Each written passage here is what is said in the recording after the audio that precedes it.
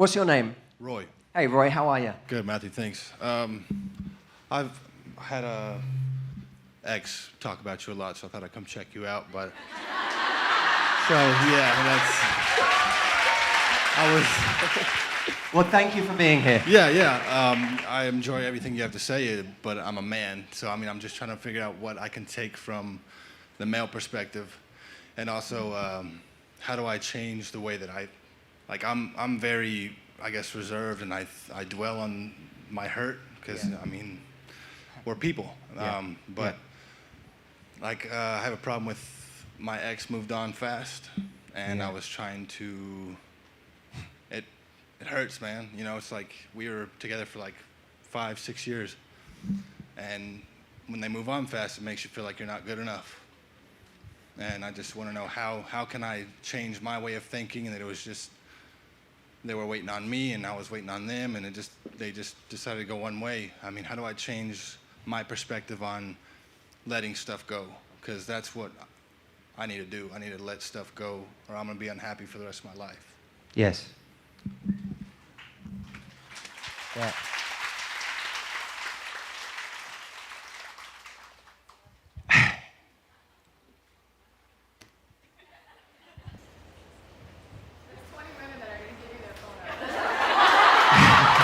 Yeah.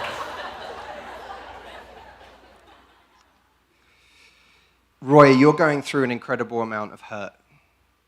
When was it? When did this happen? When did she move on? I guess we split up in August of 18. Yep. And I would say it was probably a good 4 months after. Yep. So it's incredibly painful. Part of the pain is you continuing to convince yourself that this must on some level have been the right person, and that your right person is now with someone else. Now, I don't believe that. I believe that the right person can only be the right person when it's two people choosing each other. So part of the pain we hold on to is believing still that we had this jewel that's gone. And as much as we may have loved someone, as much as we may have thought someone was incredible, they may have had wonderful qualities, we may have been incredibly attracted to them, there may have been all these great things, they cannot represent that true dream relationship if they don't choose you. In fact, someone not choosing you is just about the biggest departure from your dream relationship you could ever imagine. So when we're saying, but we were so close, not being chosen by someone should be the greatest turn-off in the world. Not because there's something wrong with that person, but because how on earth, when I was a kid and I dreamt about my dream relationship, or in my last 10 years or 20 years before I met someone, when I was dreaming of my dream relationship, it couldn't have been the one where someone decides to go be with someone else. That wasn't it. So this isn't it. Then there's the ego element of someone chose someone else. Why not me? What did that person have? Why wasn't I good enough? And now we take the baggage of that forward.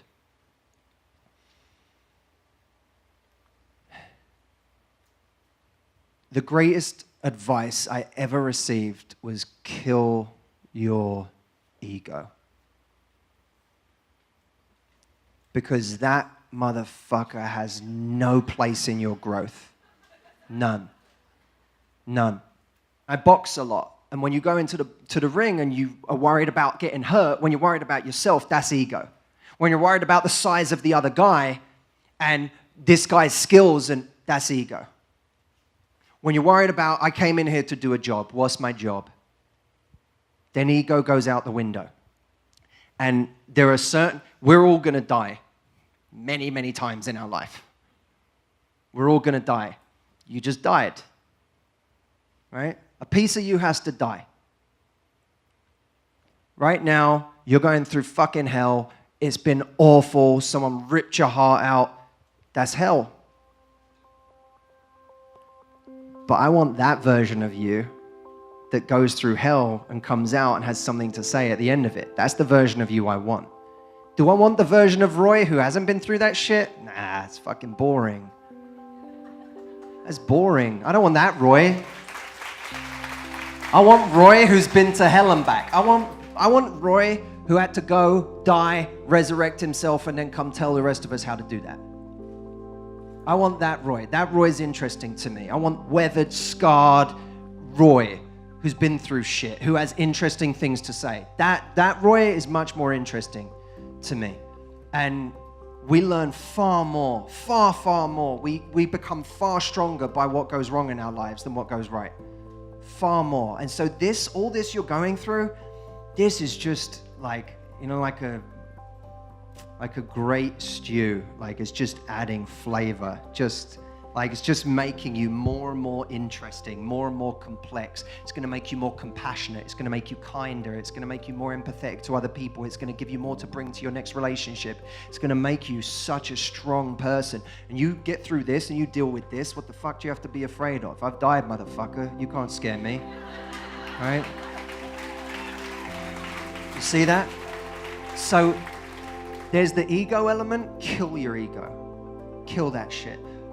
That guy has to die, so bigger me comes back, right? And then there's the mourning because you think you've lost the person you're supposed to be with. I can promise you haven't. Because unless someone chooses you, they ain't the person you're supposed to be with. You could be disappointed. You can be disappointed she wasn't the person, but you can't grieve like she was the person because she's not. Disappointment takes a minute to get over too. But it's much easier to get over than true grieving of, I've lost the love of my life. You didn't lose that. That's still to come. Something better is coming for you. I promise you, my brother. I promise. Okay?